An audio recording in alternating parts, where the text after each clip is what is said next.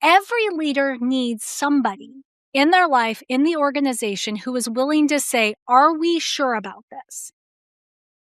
And most leaders don't have that because everybody has been conditioned to be like, well, they're the boss. They must know what they're doing.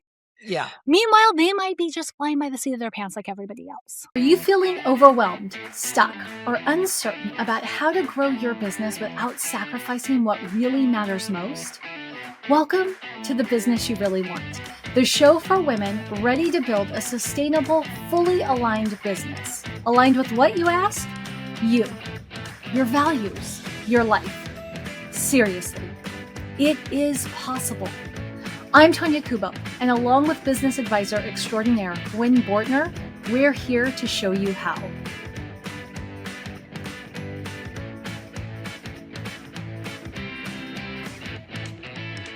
So, we have been talking a lot about accountability lately, because there's a lot to say about accountability. But one question that I think is really important to ask is, what do you do when the person who usually is in charge of keeping everybody accountable is the one who is most in need of being held accountable? What do you do when the boss, or maybe in your case, the client, keeps shifting the goalposts? You know, we talk about how breakdowns in consistency and accountability start at the top, but today I think it would be useful to flip the script. So if you are the team member, the integrator, the right hand, or the department lead dealing with a CEO who ping-pongs between ideas, abandons priorities, or resists feedback, this episode is for you. But I think this episode is just as useful if you are a coach or consultant who sometimes deals with wishy-washy clients. Because though in both scenarios, it can feel like you're absolutely powerless, right? You're doing the best you can, but your name's not on the door. What can you do? I don't think that's the case. So Gwen, what do you say to the person who comes to you who is like, I am doing the best I can, but the boss is the one who's indecisive. The boss is the one who's constantly shifting priorities. All I can do is go with the flow. So my first question always is that really true, or is what you need to do hard? Ooh. Maybe what I need to do is hard because it feels inappropriate. It's not my thing to do. It's not my place. Well, and that really is often why it does feel hard. But it's always about, make it about you, not about them, right? So if you've got a boss or a client, for, whoever it happens to be, who keeps, I love your phrase of moving the goalposts all the time, or shifting the direction, right? The classic, squirrel shiny object syndrome that we see a lot. What you can do is not make it about them doing that thing, but instead make it about me being able to do my job effectively. That's where we can have that hard conversation, so that it doesn't come across as like, you are screwing me, even though that's in your mind what you're probably saying. But to say, I feel like I'm failing because. I feel like I can't be successful because. Right? In the last episode, we talked about Chris Voss, and I'm probably gonna boof it up.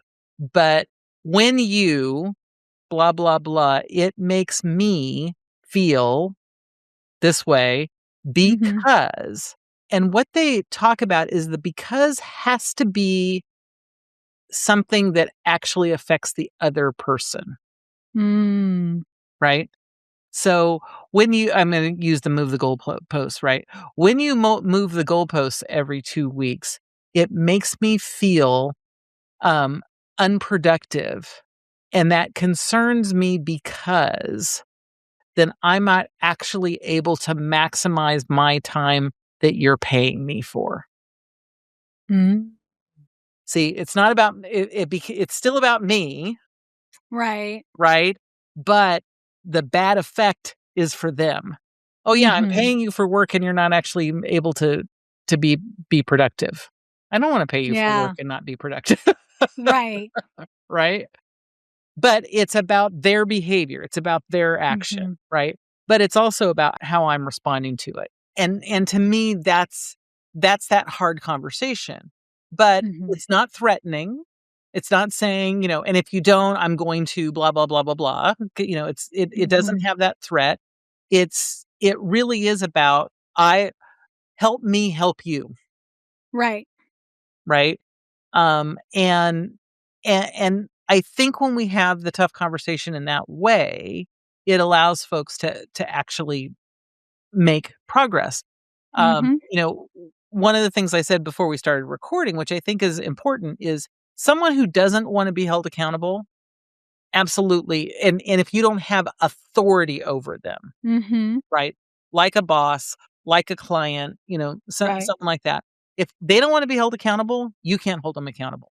I had this conversation quite some time back. It was a great Mhm. podcast with Ashley Connell, who has an agency for online business managers. Mhm. And we were doing it as like a LinkedIn Live, and one of her online business managers says, "But what if you have someone?" I said, "Yeah, you're not going to like my answer. My answer is you can't make them." Right. Right? But the reality is a lot of times they don't understand what their behavior is actually causing, Right. right? There are situations, I've come across situations, I'm sure you have too, where Mhm. someone really truly just doesn't want to be held accountable.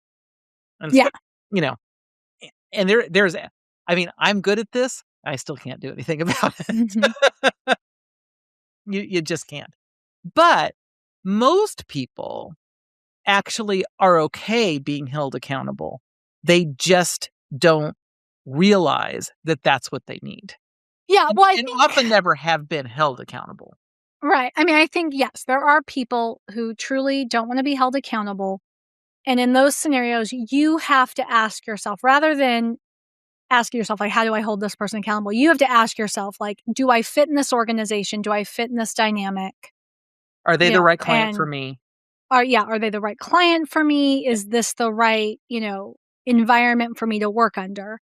But generally speaking, inconsistency is not malicious. Like, they're not moving the goalpost because they don't want you to win. In some cases, they don't realize they're moving the goalpost, right? To them, it's like this is just a tiny shift. They don't realize that it's a complete new direction. Sometimes it's simply like it is simply their own challenges with executive functioning, right? They are overwhelmed, and so they're fixating in a different area. They don't realize where you're going. So, first, let's just assume the best of everybody Right, involved. right. What do you think leads well, and let's just take it from a CEO perspective. Like what are some of the, I don't know, contributing factors to a CEO who seems to be ping-ponging all over the place, changing direction? Well, we talked about it a few episodes back, and a true entrepreneurial brain, and I say true entrepreneurial brain, someone who really has all of the real characteristics of entrepreneurial Mhm. behavior, see all the possibilities. Mhm. They can't not see them. And so as they're going down the path, whatever the path is, right, toward this, given goalpost, they see all of the other goalposts that are out there Mhm. where most of us don't. We might see one other goalpost, but it's like, yeah, but we can see that's this goalpost over here and we can isolate it. But for them, it's almost like a blur. Mhm. Like, well, there's this goalpost and there's this one and there's this one and there's, and each one is just in their mind a few millimeters distance from the other Mhm. one. And so, like you said, they're seeing another possibility. And it's like, oh, but this other goalpost is just a little more shiny. We really should hit that one instead. Right. Right? And as you said, they don't see it as a change in direction. It's just part of a continuum almost in their mind, right? Mhm. And so for them, it's like, yeah, that's just not that big of a deal. Instead of taking 3 steps, we take 5. But I mean, it's only 2 more steps. It's not that big of a deal. Where it's like, but those 3 steps were huge. 2 more is just exhausting, right? Right. In their mind, it's not working that way. And I think that's really the case with most real entrepreneurial CEOs. Mhm. Is they just see all of these possibilities, and it doesn't feel like that big of a deal to them because they see them as possibilities and potentials, not Mhm. like, "Oh my gosh, how would I do this?" It's just like, "Oh, well, I could do this, or I could do this, or I could do this, or I could do this, or I could do this, or I could." For them, all of them are equally accessible in Right. their mind. And so it doesn't feel like a shift in the same way that it does for, honestly, the majority of the population. Right. So I think in these situations, I can think of 4 things that I can do as the recipient. So you actually don't do this, right? So this is like silly to talk about. Like there's 4 things I think I could do with you. But there's 4 things But that I'm I not have. but I wanna be clear, I'm not a typical entrepreneur, Right, right. right? Because I don't really have that entrepreneurial brain. Although I Hmm. do entrepreneurial work, Right. I am not an entrepreneur by my own definition. Hmm. But like as a service provider, I can think of four things that I can do to help guide Yeah, a client toward staying the course. And these are things that I was able to do when I worked in higher ed. Now, like you said, some people just don't want to be held accountable, and it is what it is. Like it is what it sometimes you work for visionaries who do not want to be held to the long-term consequences of their decisions, and you just have to work with that. But the first thing is you can ask clarifying questions that clarify the commitment. Right? So instead of saying, it feels like we're constantly changing priorities, I feel like you can, one of the things that used to be very successful for me is saying, okay, so does this replace this priority, or are we adding to our list of priorities? So for right. example, in higher ed land, it would be like, okay, so it said that the priority was enrollment, but now it sounds to me like you care less about enrollment and more, less around about the number of students we enroll and more about making sure we enroll in this particular program. So is that a replacement, or is it just we need to increase numbers and we need to increase numbers in this area? Right. Or, when I was working with, like online course creation companies and really working on launches a lot, it's like, okay, so what do we need to pause to make room for this? Right. Because Mhm. we still only have a 3-person team. Right. We're And already maxed out, so we can't actually add right. anything. We can pause something temporarily and come back to it later, or we can replace something completely, but we can't add anything. Yeah. And what I always felt like that did is, because you don't want to say, well, the team can't do that. Right. Because then that makes it sound like the team isn't qualified or the team doesn't have Yeah. skills. What you really want to just is like, there's only so many hours in a day, right? Like we're only allocated to working so many hours on the project, and there are trade-offs, and I don't know, like, that people realize the trade-offs that have to be made when they're making the requests.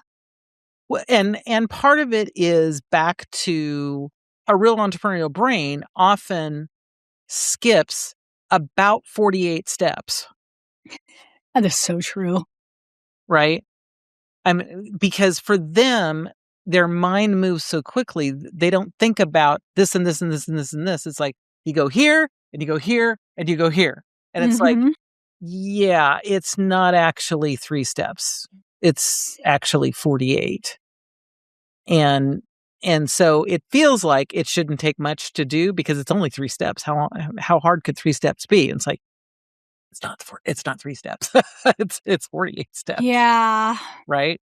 So I think that I think that that is absolutely one of the ways to do it.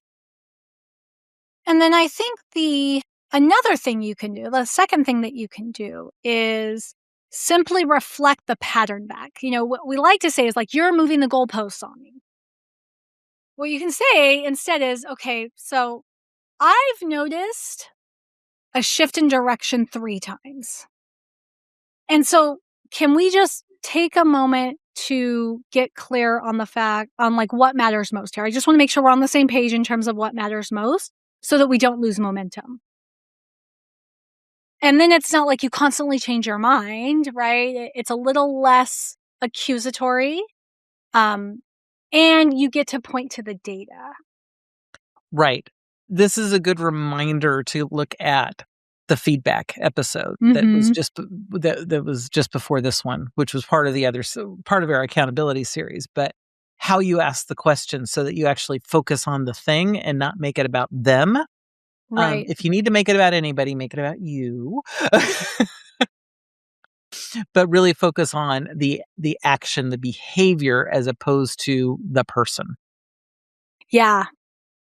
And the third thing, now this is not new, right? Like, because we live in an age where everybody keeps their receipts, right? But it's documenting the decisions publicly, because that's what I have learned recently, and especially in the last year, is when I send a recap email, oftentimes the other person recognizes that we were on the different pages all along already, right? We started on different pages. So when I send a recap email that's like, okay, so what we agreed is that we are going to do this and we're going to do this by A, B, C.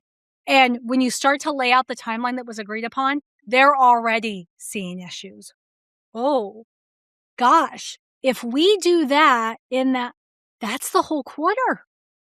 I didn't mean to make this one thing our only priority this quarter. Oh, okay. So then, like, what else do you think that we need to fit into the quarter? If this one thing isn't the whole priority, what else do we have to fit in? And does that mean we have to extend the deadlines? Because for us to do this by that deadline, it has to be our only priority. Yeah, documentation like that often feels like a CYA, cover your bahootie. But it's not. It's one of the things that I've talked about for years, about agreements. People, I'll say, make sure you have an agreement with somebody. In this case, I don't call it a contract because contract really kind of implies legality. And they'll say, "Oh, you mean a contract?" And I'll say, "No, I actually just mean an agreement." Because most of the time, and they'll say, "But then I need to have a little lawyer look at it." It's like, no, you don't. Because what we're really focused on is making sure that we understand what both parties are agreeing to. And, back when I was talking about it was like the numbers we were talking about, no one could either afford to be hiring an attorney or sue anybody over anything, right? So it really wasn't about the legality of it. It was about saying, you agree to this and I agree to that, and that we both looked at it and we think that this is true. And that's what that summary recap really is doing, is to say, this is what I heard. Is this what you meant? Yeah. Right? And back to a lot of entrepreneurs say, well, it's 3 steps. And it's like, yeah, you've got 3 steps. You have to do this, but then I have to do da, da, da, da, da, da, da. And then you have to do that, but then I have to do da, da, da, da, da, da. So by putting that in there, it's like, oh, it's not 3 steps. It is 48 steps. Right. Right? So you don't have to approach it as a CYA. You actually approach it as, I want to make sure that we both understand. Yeah, because I think, generally speaking, I don't oftentimes hear a leader who says, when you say, hey, but weren't we doing this? I don't oftentimes hear a leader who says, well, I never said that. What I oftentimes hear, and they don't say it quite like this, is, it's not that they don't think they said it, it's that they don't realize them saying this meant that to you. Right. Right? That's the piece they don't, oh, I didn't realize that what I said meant that. Or I didn't realize I said it like that. And so when you clarify it all in writing, then, it takes out that he said, she said piece of it. Well, and the other thing about doing that as well is it allows for that reality of a lot of times, because entrepreneurs do see all the possibilities, they may talk about all the possibilities. Mm-hmm. And so you're in your mind, your eyes are getting bigger and bigger and bigger and bigger and bigger because it's like, and we have to do that and that and that and that and the other thing, when they're not actually implying that they want you to do those things. I mean, this is something I've seen a lot in conversations. I'm sure you've experienced as well, on both sides of the equation, where the entrepreneur is kind of talking about all the things, but they aren't necessarily meaning that I want you to implement all of the things. Yes. Right? So this is another great reason to have that recap, to say, so out of this conversation, this is what I got out of it. Is that where we're headed? Is that what we're doing? Mm-hmm. Right? And like I said, our natural response often is like, oh, well, that's just me doing, CYA. And it's like, no, it really isn't. It really is about clarity. Mm-hmm. Yeah. So the first, just to kind of recap in case anybody's losing the thread here. So the first is asking the clarifying commitment questions. The second tool I think you have in your pocket is reflecting back the pattern that you're observing rather than doing any accusations. The third is documenting the decisions publicly, right? You don't have to document the whole conversation, just the decisions. This is where I think we landed, right? Priority 1 this month is X. And we're pausing priorities Y and Z, and our deadline is on the 30th, right? Like, and I'm doing this, and you'll get me this by then. Right, exactly. Whatever, yeah. The fourth I learned working with web teams. I mean, I can do some website stuff these days only because most websites are built on a theme, and I can make a theme work, right? Not because I'm actually good at any code or anything like that. But what I learned from working with web teams is framing things by referencing future impact, right? Like, because I would work many times, I was like that go-between, right? So got the web team here, I've got leadership here, and right, we're supposed to redesign a website.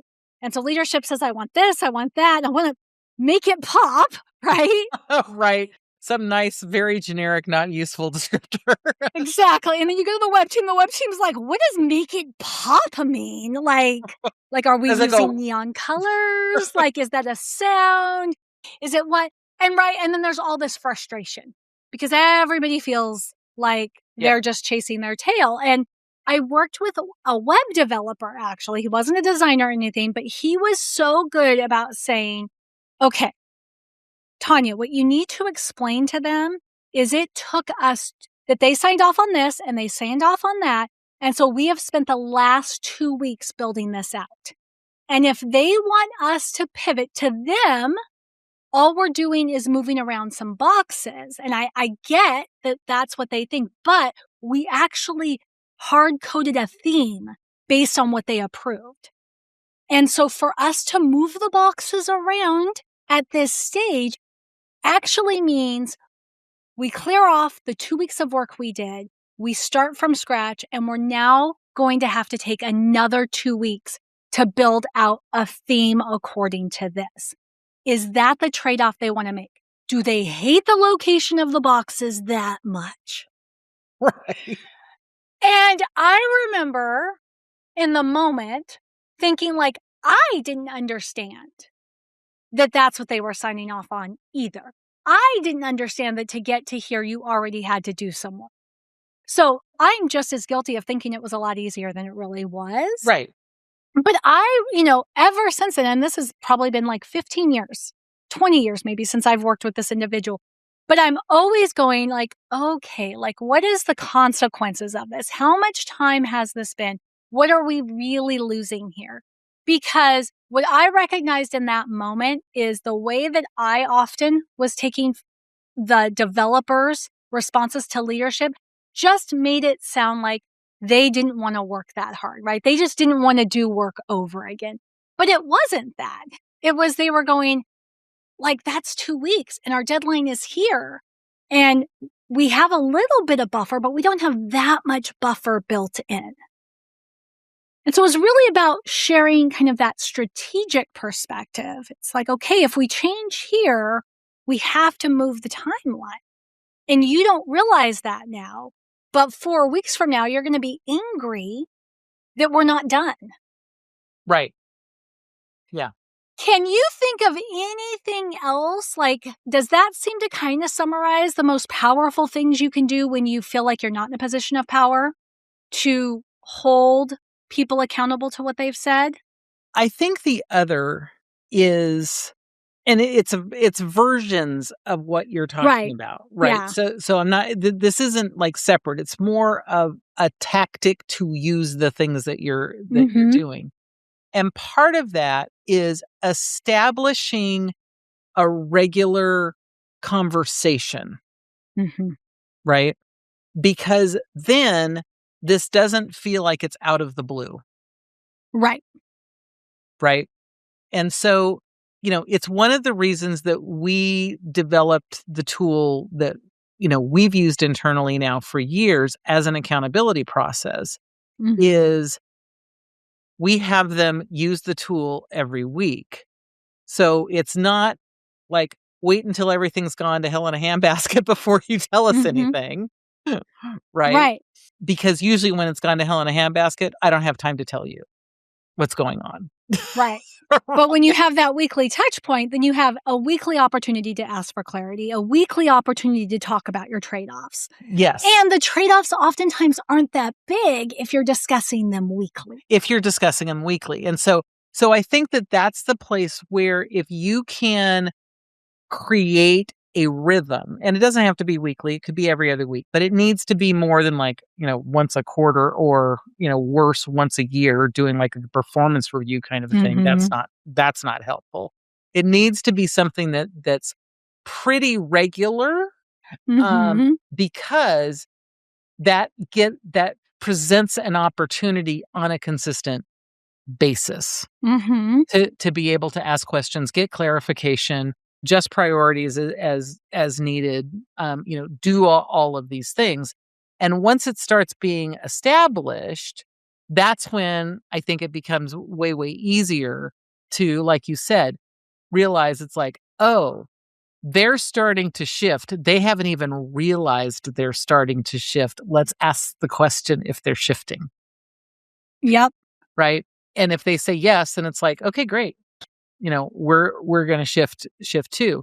It's the classic descriptor about, and I'm going to get the information completely wrong. So I'm not even going to try and give you accurate information, but I was talking, Pilot was doing a speech and he talked about how often adjustments are made on like a 2-hour flight. Right.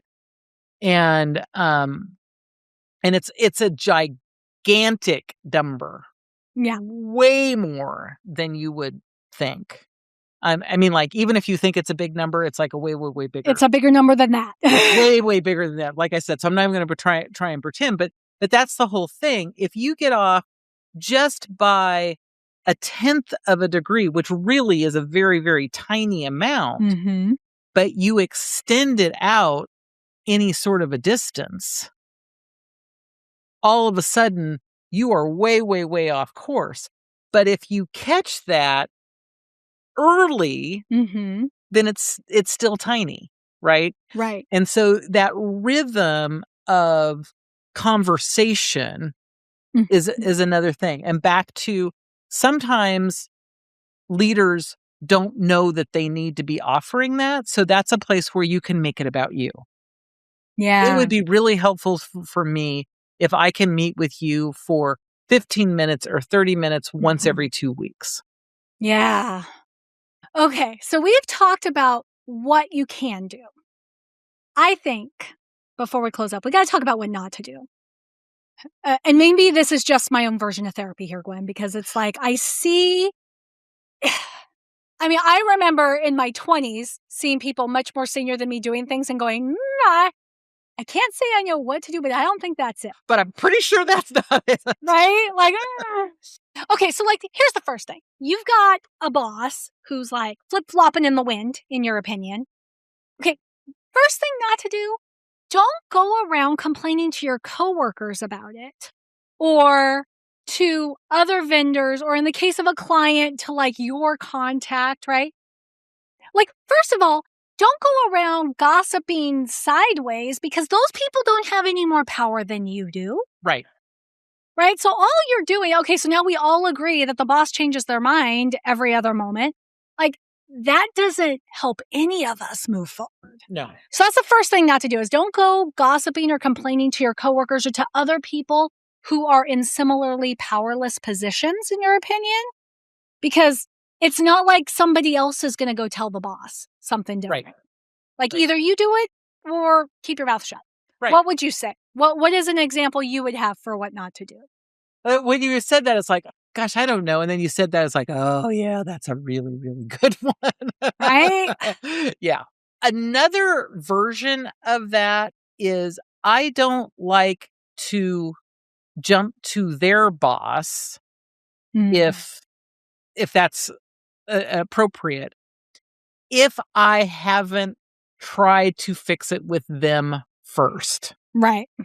So I'm not saying you don't ever go to their boss, right? Because some there are situations, I mean, and, I'm old enough that the whole sexual harassment thing, what we used to call sexual harassment was not at all what we call sexual harassment now. I mean, like that was just like you just had to put up with that stuff. Yeah.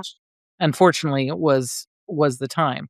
So, if you're getting sexual harassment, you're probably not going to be able to deal that with your boss. Probably, you probably need to go to HR to someone else. But the type of thing that we're talking about, the just being accountable to staying the course, doing those kind of things, don't jump without first having tried to deal with it yourself. Because what that does is it disempowers you when you do that, because it says, I don't have authority to do anything. I'm, poor. It makes you a victim instead of empowered. And most people don't actually like a victim. Right. So much better to be empowered. Now, like I said, sometimes you've tried and it's really not doing anything. And, and there are obviously critical situations where you need to do that. But for just the average day-to-day sort of thing, take the empowered statement first instead of just jumping. Because I have seen people who just absolutely will not talk to their boss, but they will go talk to their boss's boss. Yeah, I always think that's funny too.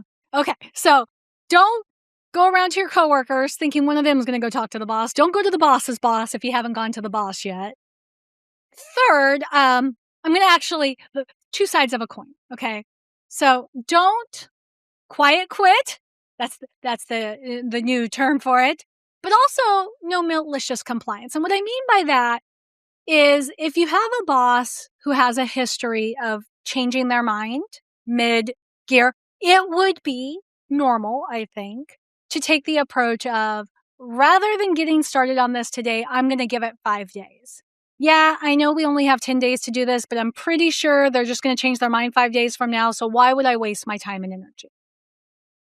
Because if they don't change their mind, well, now you've got 5 fewer days to do it. And so you're going to end up not doing it to the full extent that you could, right? You're not going to be able to deliver excellence. But the malicious compliance piece also, oh, well, this is what they say they want. I guess I'll give them the bare minimum of what they say they want, knowing full well this isn't what we need. This is just have the hard conversation. Yeah. Right? Don't be all passive aggressive about it. Yeah. And I would add all types of kind of passive aggressive behavior. Be an adult, treat them like an adult, and be an adult, and have the conversation. Because any time that we're not being effective, right? And it really is about having the conversation. That Mhm. that really is it. Anytime that we're so, like I would say to summarize is, for all things of like don't do is don't not have the conversation. Right. Yeah. Well, I'll give you one more. Okay. So, and this is the Because one that because talking to your coworkers and talking yes. to your boss and quiet quitting are all Mhm. not having the conversation. Yeah, and there's one more way that we avoid having the conversation. And this one I wanna bring up because most people think it's a positive. So I am actually going to refer to it as a negative, and then I'm gonna explain what I mean, and you'll see where most people think it's a positive, right? Don't martyr yourself. Oh my God, yes. The other way, and I have been guilty of this, I didn't think I was martyring myself because I didn't do the whole, "Oh, look at me, I work so hard" thing, because that's what I thought of was a martyr, but I was martyring myself, right? And what I mean by that is you quietly absorb the chaos. You go, "Oh, this is what they want me to do," and you go and you run full out and you do that and you deliver it, and they go, "Oh, wait, no, I want this instead." And you're like, "Okay," you go full out, you work the long hours, you work the weekends, you do whatever, and you say, "I have to." They move the goalposts on me and now I have to go over here. And they never say anything to the boss about it. They maybe never say anything to the coworkers, but everybody sees and they go, "Well, you can't expect me to work 90 hours a week like Tanya does." Meanwhile, the boss is like, "Well, Tanya's never said she works 90 hours a week. So I just assume that this is 40 hours a week." And Tanya always has a smile on her face. So I assume she loves chasing these rabbits left and right. Yeah, that's a biggie. And that's a tough one to balance because sometimes we need to do that. Mhm. But it's the trick of, are we doing it on repeat? Right. Right? Because sometimes something comes up and it's like, ooh, that totally changed things. We've got to rework, we've got to do whatever. And, we want to jump in and we want to make that happen.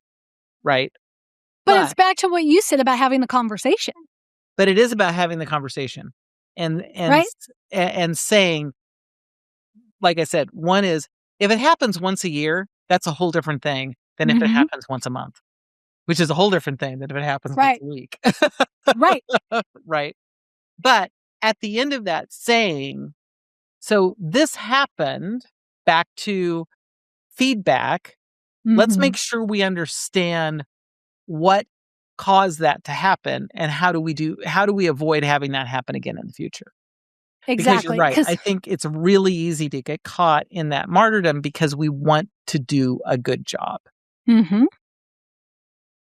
Yeah, and I think it's perfectly okay to say, "You know what? I can get this done, but it would require me to work 2 late nights this week and probably over the weekend." Is it that high of a priority that we make this shift? Because if it is, I'm totally happy to do that. Because there are times the leader will say, "Just get it done." And then there are other times the leader will say, "Oh, maybe not." Especially if you're hourly paid, right? The leader may second, "Oh, wait, that Yeah. you're telling me this doesn't fit in your regular work week?" Well, in that case, maybe I'll ask somebody else to do it, or maybe we'll just stay the course that we were already on. Right. Right. Yeah. So being really aware of that. But in every case, it really is about have the conversation Mhm. and don't assume that it has to go poorly. Right. Well, and I think what you have really highlighted, right? This isn't about you trying to control the other person, right? It's just about you helping them to think more clearly. Because as you've said, I mean, we talk about this all the time with the outside perspective, is every leader needs somebody in their life, in the organization, who is willing to say, "Are we sure about this?" And most leaders don't have that because everybody has been conditioned to be like, "Well, they're the boss. They must know what they're doing." Yeah. Meanwhile, they might be just flying by the seat of their pants like everybody else. Most of the time they are, to a large degree. Anybody that you talk to will say, if they're really talking about Mhm. it in a safe environment where they're comfortable saying it, they'll say, "Oh yeah, no, most of the time I'm just trying to figure it out as I go along." Yeah. So if you have a boss or a client that keeps changing priorities on you, let's just kind of sum up where we've landed today, right? We've talked about how a lot of times that loss of consistency is not malicious. They're not setting you up to fail. They don't think it's Almost fun to watch you never. do all the things, right? Yeah. They either have so many big ideas going on in their head, see so many priorities that they're not realizing that they are making you chase a bunch of things. Or sometimes there's pressure from some other area and they haven't thought to tell you. It's like every word they say has like 49 additional words that you need for the context of the situation. Gave you 4 different approaches to influencing upward. Gave you some approaches on how you can ask clarifying questions that don't come across as if you're being rude or defiant. Talked about documenting the decisions and how that can protect everybody.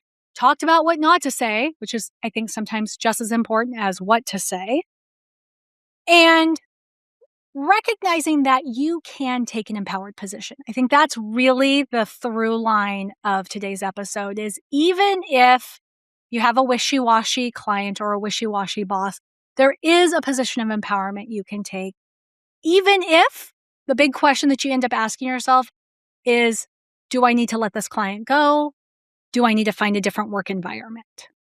Absolutely. Would you add anything, Gwen? Nope. That really is the biggest thing of own your own power within the situation and be respectful. I mean, Yeah. that's all it has to be. But being respectful doesn't mean being the victim. Ooh, okay. We're leaving it right there. That's a good mic drop moment. I like that one. All right. Well, if you were listening and thinking reflection would be helpful in a number of ways, whether this is helping your CEOs better reflect, or if you like the idea of taking a moment week to week to personally reflect, Gwen has an amazing product for you. It is her really good question email. It is free. It costs you nothing. Every Friday, she will send you a question, just one question, very little context that you can spend some time reflecting on to be more strategic, help you inform your future decisions. If you respond, Gwen will give you a reply back. If you don't respond, no harm, no foul. You'll get another question the next Friday. So you'll go to everydayeffectiveness.com/question to sign up. And just remember, like, better questions create better leadership all around. Thanks for tuning in to The Business You Really Want with Gwen Bortner. I'm Tanya Kubo, reminding you that sustainable success is within reach. Make sure to subscribe to the show and visit thebusinessyoureallyWant.com for more resources. Until next time, keep dreaming big and acting with intention.